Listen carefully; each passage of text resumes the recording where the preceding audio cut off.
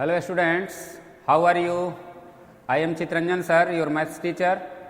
Today I am going to discuss again ratio, proportion and unitary method. हम लोगों ने पिछले लेक्चर में इसका कॉन्सेप्ट पे डिस्कस किया था. आज हम लोग इसका जो रिमेनिंग पोर्शन है उसको आगे करेंगे. So let's start student. आज हम लोगों का ये पार्ट 2 है. इससे पहले हम लोगों ने लर्निंग सीक्वेंस में ये सब सारी चीज़ें जो थी उस पे डिस्कस किया. Ratio in the simplest form, ratio पे हमने डिस्कस किया. रेशियो पे डिस्कस कर लिया हमने. रेशियो क्या होता है, इसका सिंपलेस्ट फॉर्म क्या होता है, हम लोग रेशियो का कंपैरिजन कैसे करते हैं, कौन सा लार्जर है कौन सा स्मॉलर है. इक्वावेलेंट रेशियो भी हम लोगों ने डिस्कस कर लिया है. कोई भी रेशियो को अगर इक्वावेलेंट रेशियो हमें फाइंड करना है तो क्या करना होता है, उसमें नेचुरल नंबर से न्यूमरेटर और डिनोमिनेटर मल्टीप्लाई करना होता है. प्रोपोर्शन क्या होते हैं, तो मीन वैल्यू और एक्सट्रीम वैल्यू का प्रोडक्ट अगर इक्वल होता है, मीन वैल्यू के product equal to extreme value के प्रोडक्ट. तो ये सभी पे डिस्कशन हो चुका है. कंटिन्यूड क्या होता है, तो जिसमें 3 आपको टर्म होते हैं, 3 नंबर्स होते हैं. तो अगर मिडिल वाला नंबर अगर कंटिन्यूड हो जाता है, यानी वही अगर दोबारा यूज होता है, जैसे A, B एंड BC, तो ये B 2 टाइम यूज हुआ है, तो दिस अगर ये प्रोपोर्शनल है तो इसे कंटिन्यू प्रोपोर्शन बोलते हैं. क्लियर है. और मीन प्रोपोर्शन, इसे ही हम लोग मीन प्रोपोर्शन बोलते हैं. एंड उसके बाद आपका है यूनिटरी मेथड. यूनिटरी मेथड में ये बहुत ही इंपॉर्टेंट है, इस पे हम लोग डिस्कस कर चुके हैं.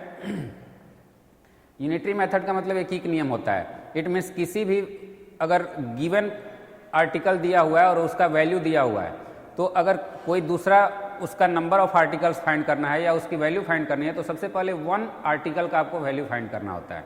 ये हमारे डेली लाइफ में यूज होता है. तो उस पर डिस्कशन हम लोग करेंगे. इस पर बेस्ड क्वेश्चन भी आज करेंगे. और लास्ट में क्वेश्चन एक्सरसाइज जो हम लोग अभी कर रहे थे पिछले वीडियो में, तो ये सारी चीज़ों पे डिस्कशन हो चुका है. अगर आपको नहीं आपने देखा है तो इसको देख सकते हैं. आज हम लोग क्वेश्चन सेशन करेंगे. ओके. तो फर्स्ट हमारा जो आज का क्वेश्चन है, पीछे हम लोग कुछ क्वेश्चन किए थे. आज फर्स्ट क्वेश्चन है, विच ratio is larger in the following pairs.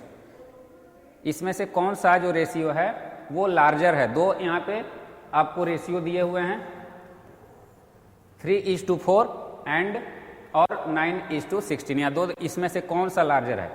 तो स्टूडेंट्स, मैंने कल आपको इसके कंपैरिजन वाले में बताया था. आपको कंपैरिजन वाले में आपको मैंने क्लियर किया था कि कैसे इसका कंपैरिजन किया जाता है.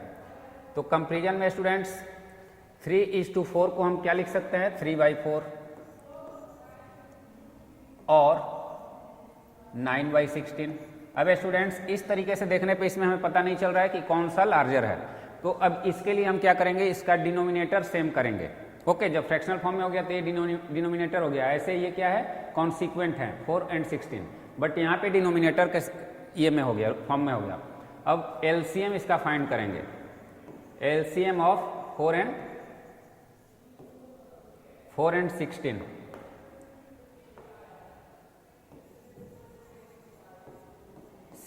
इक्वल टू, अब यहाँ पे एक इंटरेस्टिंग चीज आप भी समझ लीजिए. अगर 2 नंबर दिए हुए हैं, उसका एलसीएम फाइंड करने के लिए हमें अगर स्मॉलर नंबर अगर ग्रेटर नंबर को कंप्लीटली डिवाइड करता है, तो ये क्या होता है, तो ग्रेटर नंबर क्या होता है, वो उसका एलसीएम हो जाता है. तो यहाँ में कुछ भी फाइंड करने की जरूरत नहीं है, डायरेक्ट हम ग्रेटर नंबर को इसका एलसीएम लिख देंगे. क्लियर है. अब इसमें हम लोग क्या करेंगे स्टूडेंट्स, अब इसका जो हमारा एलसीएम आया है उससे इसके डिनोमिनेटर से इसे डिवाइड करेंगे. Then we get 4. अब जो 4 हमारा आया है, ये 4 क्या है इसका, अब इससे 4 से न्यूमरेटर और डिनोमिनेटर दोनों में मल्टीप्लाई होगा. 3/4 इंटू 4 यानी बोथ में, न्यूमरेटर और डिनोमिनेटर में, 12/16. अब स्टूडेंट्स, ये 16 के फॉर्म में आ गया और ये 16 के फॉर्म में ऑलरेडी है. अब इसमें हम डिसाइड करेंगे कि 9/16 और आपको 12/16 में कौन सा ग्रेटर है. तो एब्सोल्युटली ये है, बिकॉज इसका डिनोमिनेटर सेम है और इसका न्यूमरेटर क्या है, ये बड़ा है. तो अगर बड़ा कोई चीज़ बड़ा टुकड़ा है और उसको अगर हम सिमिलर में, तो बड़ा वाला हमेशा क्या होता है, हमेशा ये जो न्यूमरेटर जिसका बड़ा होता है वो बड़ा टुकड़ा होता है. क्लियर है. अब इसकी वैल्यू क्या है, तो अब इस रेशियो के फॉर्म में इसे लिखेंगे। तो 9/16 क्या है, 9/16 means 9:16 greater than less than 3:4। Okay, ये हमारा क्या है, 3:4 हमारा ग्रेटर रेशियो है। क्लियर है। सिमिलरली आप लोग इसे भी कर सकते हो 15:16 करके, 15:16। और यहाँ पे स्टूडेंट्स ये मिस्टेक से ये 24/24:25 नहीं है, ये क्या है, ये 25 और ये 24 है। होने के लिए वो भी हो सकता है, कोई दिक्कत नहीं है, लेकिन वो थोड़ा सा बड़ा फैक्टराइजेशन आपको मल्टीप्लिकेशन करना पड़ेगा। इसे 25:24। अब यहाँ पे 16 और 24 का आपको एलसीएम फाइंड करना होगा। LCM of 16 and 24 equal to 48। अब 48 से 1/1 दोनों के डिनोमिनेटर से डिवाइड करेंगे। 48 डिवाइड बाई 16 इक्वल टू 3। अब 3 से इसमें मल्टीप्लाई करेंगे। 15/16 इंटू 3 इंटू 3 45/48। ओके, और फिर इसे करेंगे अगेन, तो यहाँ 48 में डिवाइड करेंगे।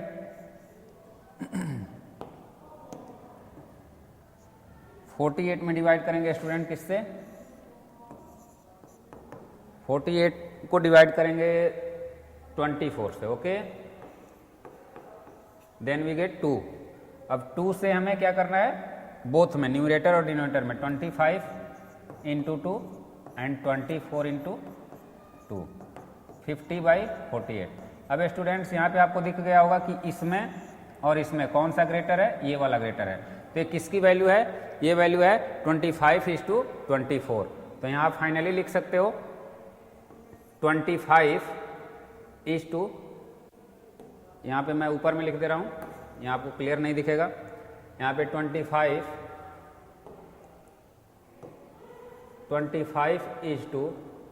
24 is greater than 15:16। This is the answer. Okay, ये आंसर है आपका। क्लियर है। तो ये लार्जर कौन सा है ये बताना है, तो ये वाला लार्जर है। क्लियर है। Now the next one, find which of the following are in proportion. इनमें से कौन से प्रोपोर्शन में हैं ये बताना है।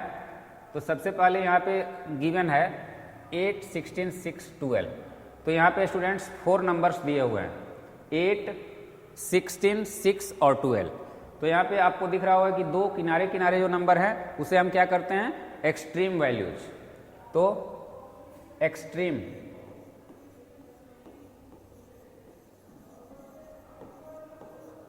Extreme values, product of extreme values, यहाँ पे प्रोडक्ट लिख दे रहे हैं,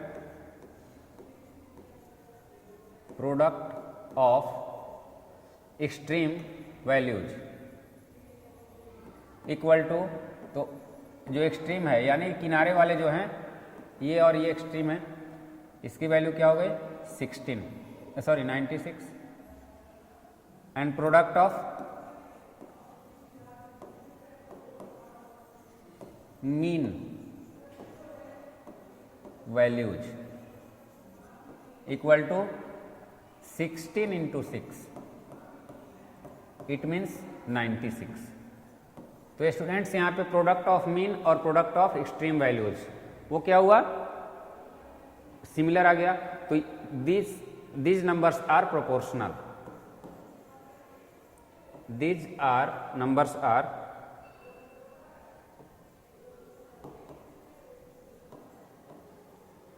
proportional।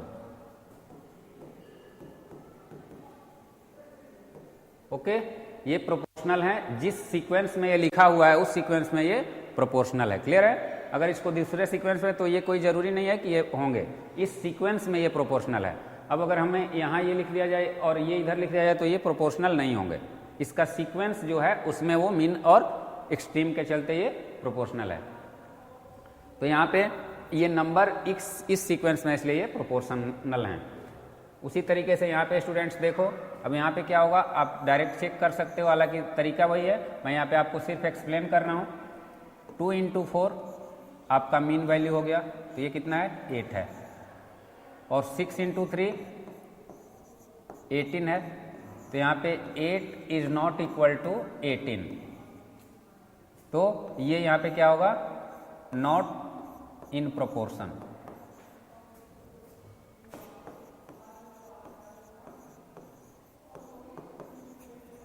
ओके, थर्ड वन में आपको वही करना है, 250 × 200 इक्वल टू कितना होगा, ये मीन वाले का 50,000। अगेन 300 × 150, ये हो गया 45,000। तो यहाँ पे ये दोनों इक्वल तो है नहीं, 50,000 is not equal to 45,000, so this is not in proportional, not in proportion।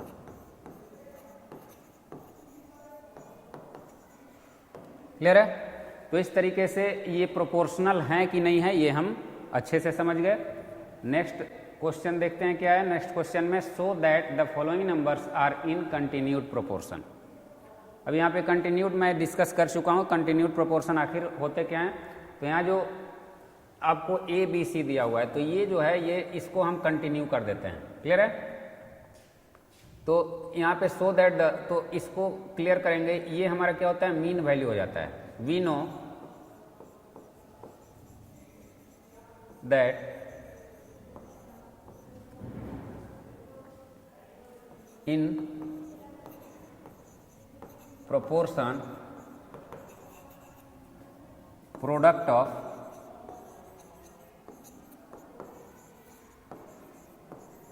mean equal to product of extreme। Okay, तो अब इस तरीके के ये रहते हैं, तो इसमें हमें पता होता है कि प्रोडक्ट ऑफ मीन, तो अगर यहाँ पे ए बी सी 3 दिए हुए हैं, ए बी और सी, तो ये आपको मीन का वन पार्ट है, तो इसी को कंटिन्यू कर दिया जाता है। इट मीन्स इसे हम इस तरीके से लिखते हैं, A is to B is proportion B is to C. Clear है? इस तरीके से हम इसे डिनोट करते हैं। इसे थोड़ा लार्ज लेटर में मैं दिखा दे रहा हूँ आपको, A is to B proportion B is to C. Okay, तो इस तरीके से ए बी सी को अगर ये कंटिन्यूड है, तो यहाँ पे so that the following numbers are continued, ये हमें शो करना है। तो हमारे पास ऑप्शन क्या है कि बी को, तो इसका फॉर्मूला क्या होता है, B square equal to A C. It means जो मिडिल टर्म होते हैं उसे हम क्या करते हैं, 2 बार मल्टीप्लाई कर लेते हैं। तो मीन हमारा क्या है, तो यहाँ पे क्या हो जाएगा, ये बी स्क्वायर यानी बी इंटू बी, यही हुआ, और ये ए इंटू सी हो गया, यानी ये एक्सट्रीम पार्ट हो गए। तो b इंटू बी हमारा क्या होगा, b इंटू बी की वैल्यू क्या हो रही है, 90 × 90,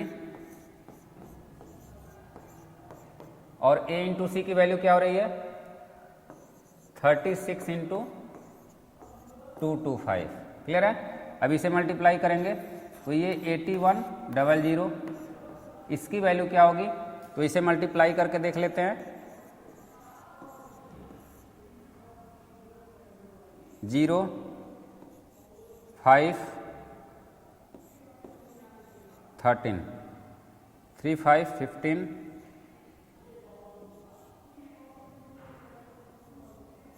81 में भी ये भी 81 ही आ रहा है। Okay, 8100, it means 8100। तो यहाँ पे ये इस चीज़ को ये क्या कर रहा है, वेरीफाई कर रहा है। ठीक है, तो यहाँ पे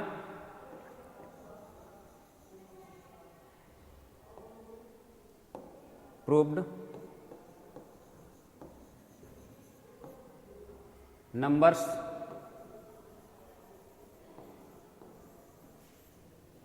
(36, 90 and नहीं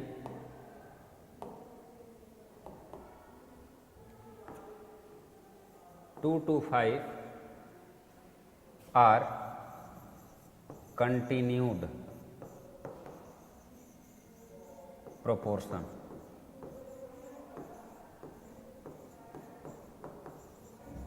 ओके तो स्टूडेंट्स अगर इसका जो मिडिल टर्म है इट मीन्स मीन जो है उसे हम 2 टाइम मल्टीप्लाई करते हैं। इसका फॉर्मूला ये है, ये फॉर्मूला आपको इसको फॉलो करना है।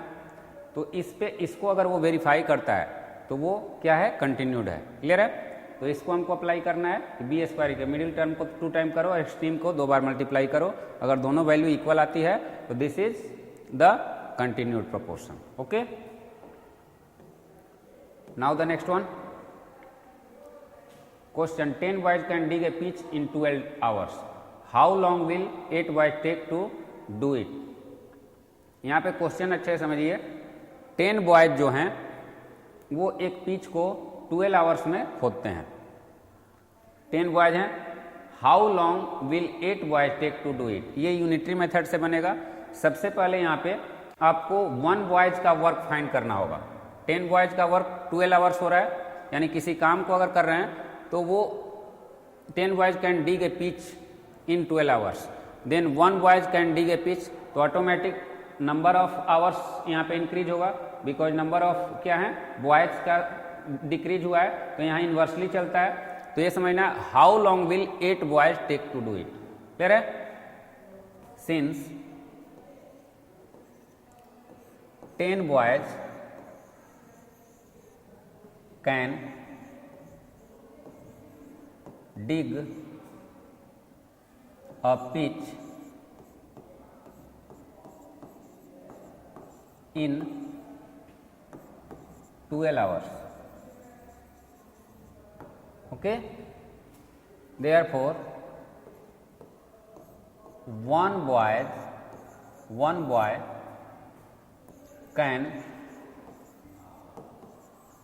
dig a pitch in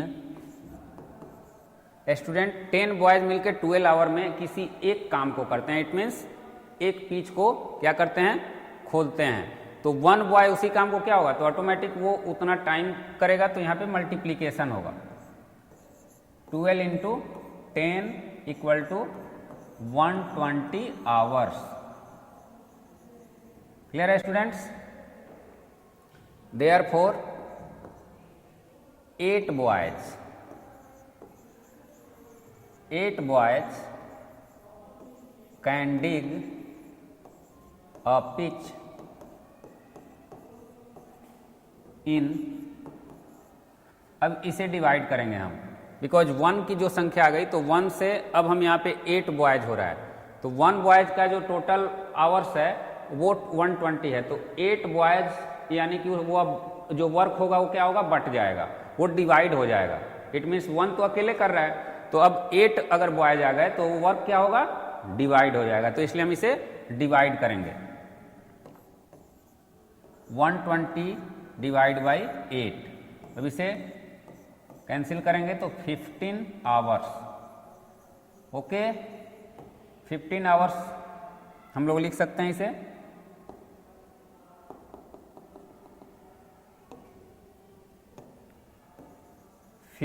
hours. तो स्टूडेंट्स ये क्लियर हो गया कि 10 लड़के अगर किसी पिच को डिग करते हैं, खोदते हैं 12 घंटे में, तो एक बॉय जो है वो उसे 120 आवर में खोदेगा। फिर 8 बॉयज तो उससे डिवाइड हो जाए, यानी काम एक बार क्या होता है, डिवाइड होता है। अकेले करता है तो वो डिवाइड नहीं होता है, उसको नंबर ऑफ आवर्स ज़्यादा लगते हैं। और अगर उसी काम को उसको बांट दिया जाता है तो नंबर ऑफ आवर्स क्या होते हैं, घट जाते हैं। ये बहुत इंटरेस्टिंग क्वेश्चन है। Now the next one, a car travels 165 kilometre in 3 hours. इसमें 2 क्वेश्चन इसे क्रिएट किया हुआ है। How long will it take to travel 440 kilometre, how far will it travel in 7 hours. तो सबसे पहले 1 बाई 1 हम करते हैं। Question number 1, a car travel 165 kilometre in 3 hours. It means यहाँ 165 दिया हुआ है और 3 आवर्स उसका। यहाँ पे हमें फाइंड क्या करना है, यहाँ पे आवर्स हमें फाइंड करना है कि 440। तो सबसे पहले हम जिस सीक्वेंस में लिखा है तो क्वेश्चन नंबर 1, सिंस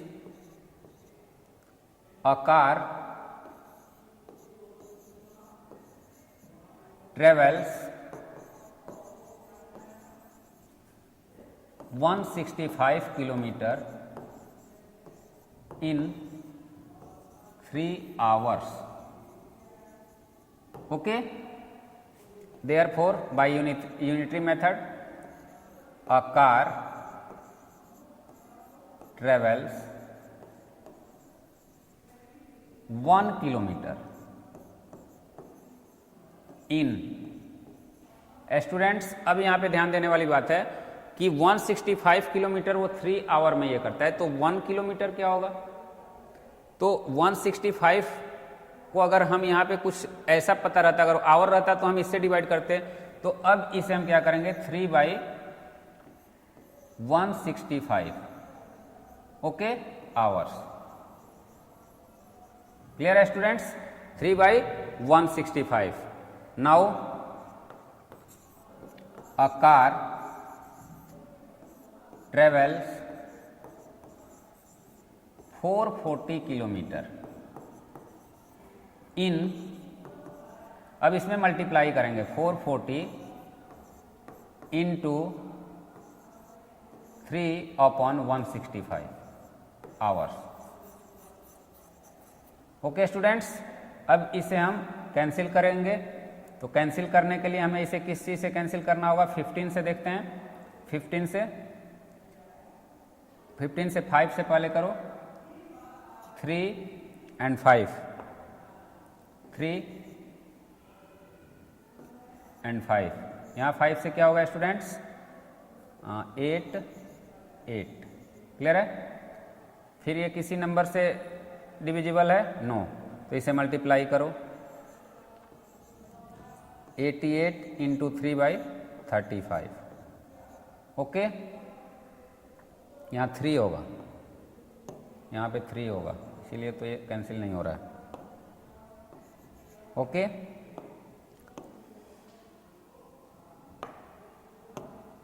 यहाँ पे स्टूडेंट्स 3 होगा, 33। फिर इसे हम कैंसिल करेंगे 11 से 3 टाइम में, ये 11 से 8 टाइम में, 3 cancel, it means 8 hours. 8 hours इसे क्या करेंगे? 440 किलोमीटर डिस्टेंस ट्रेवल करने में। तो 1 किलोमीटर का पहले डिस्टेंस हमने फाइंड किया, 3/160 आवर्स। अगेन 440 किलोमीटर का, तो उससे मल्टीप्लाई कर देंगे। जब 1 किलोमीटर डिस्टेंस का आवर हमें पता चल गया तो 440 का ऑटोमेटिक मल्टीप्लाई होगा, तो वही हमने किया है। Okay students, now the next one, how far will it travel in 7 hours? 7 hours में सिमिलरली है स्टूडेंट्स, इसे सिमिलरली हम लोग करेंगे। यहाँ पे 7 आवर्स में कितना, तो यहाँ पे सीधा लिखोगे आप लोग, since in 3 hours a car travel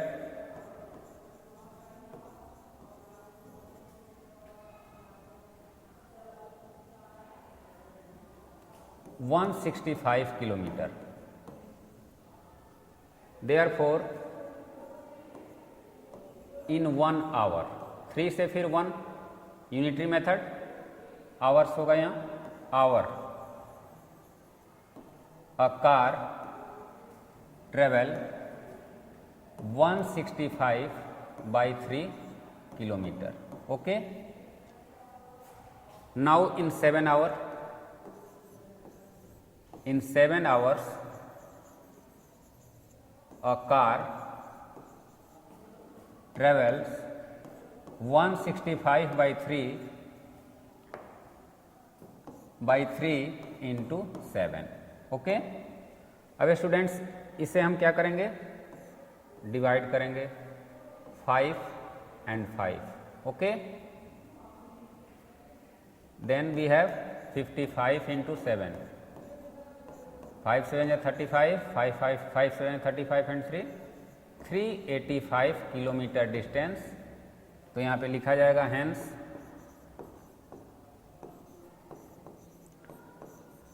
the car sorry, hence in 7 hours a car travels 385 kilometers.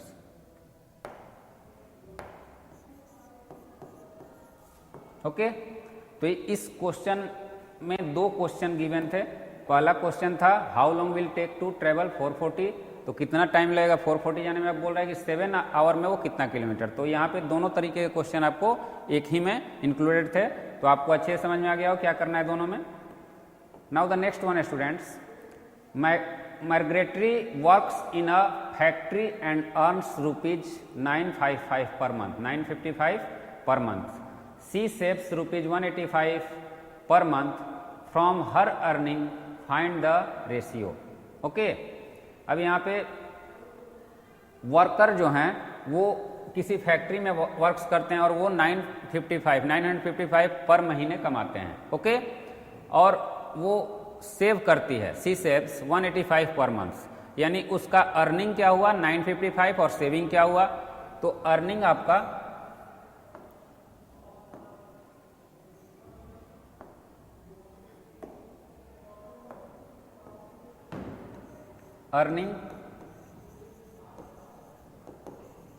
Earning equal to 955, saving equal to rupees 185। अब स्टूडेंट्स यहाँ पे इसका सेविंग भी निकाल लेते हैं। सेविंग क्या होगा, सॉरी सेविंग तो हो गया, एक्सपेंडिचर,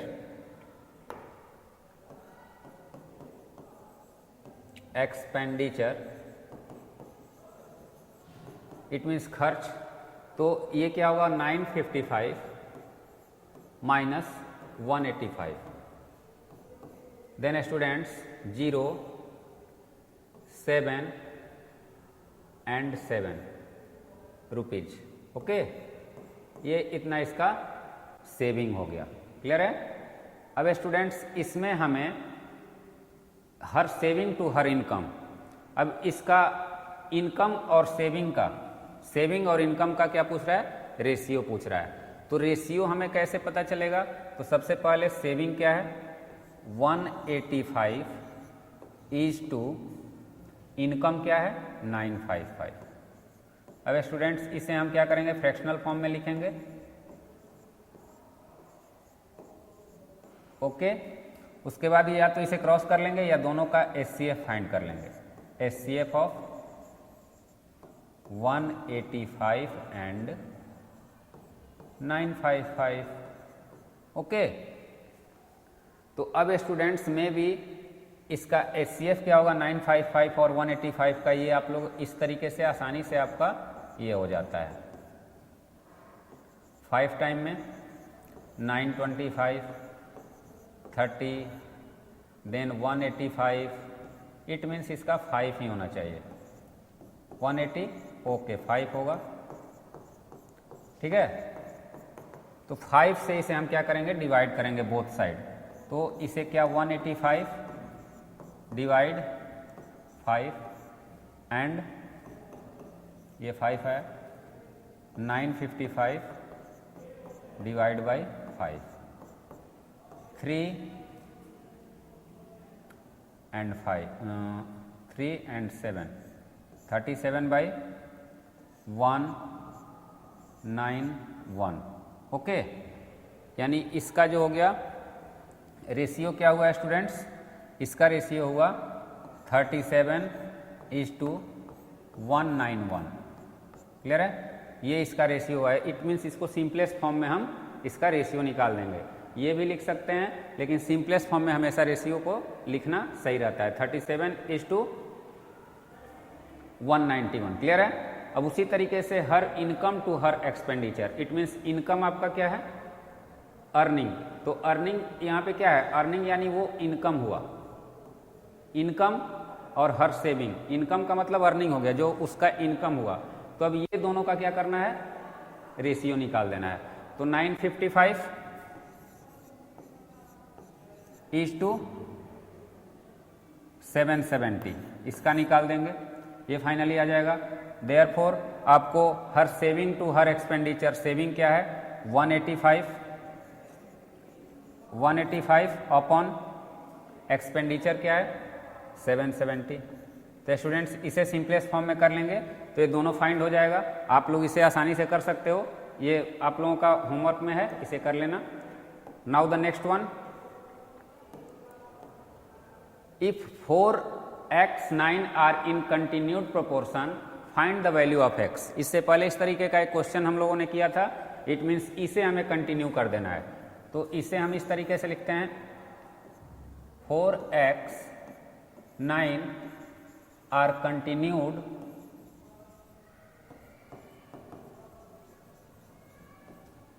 यहाँ पे सिंस लिख दो, since continued proportion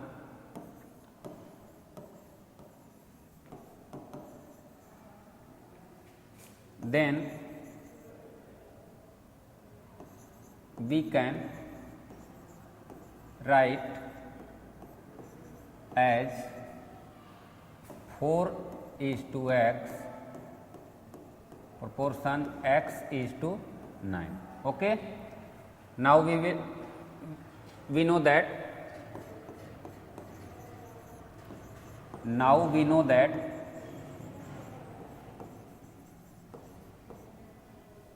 product of mean equal to product of extreme।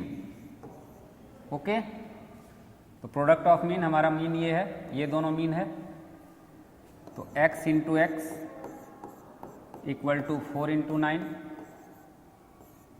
X square equal to 36।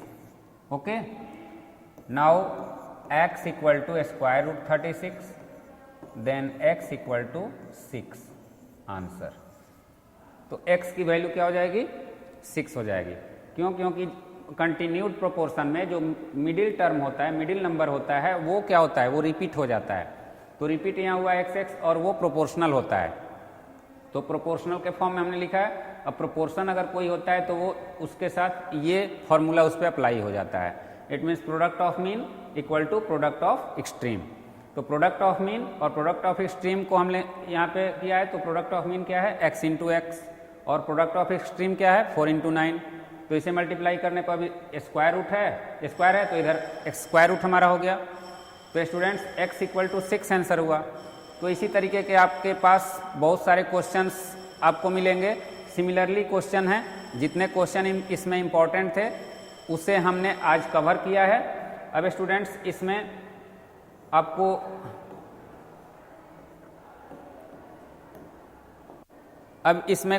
जो भी क्वेश्चन होंगे उसे आप होमवर्क में कंप्लीट करना है। तो इस लेसन में हम लोगों का 2 पार्ट हुआ, इसमें मैंने क्वेश्चन भी सारा टेकअप किया। अगर क्वेश्चन आपको कोई भी इसमें कवर किया हमने, अगर कोई भी क्वेश्चन इसमें आपको छूटता है या आपको समझ में नहीं आता है तो आप कमेंट में ज़रूर लिखना, मैं फिर से उसे एक्सप्लेन करने का प्रयास करूँगा। For today that's all students, have a nice day, thank you.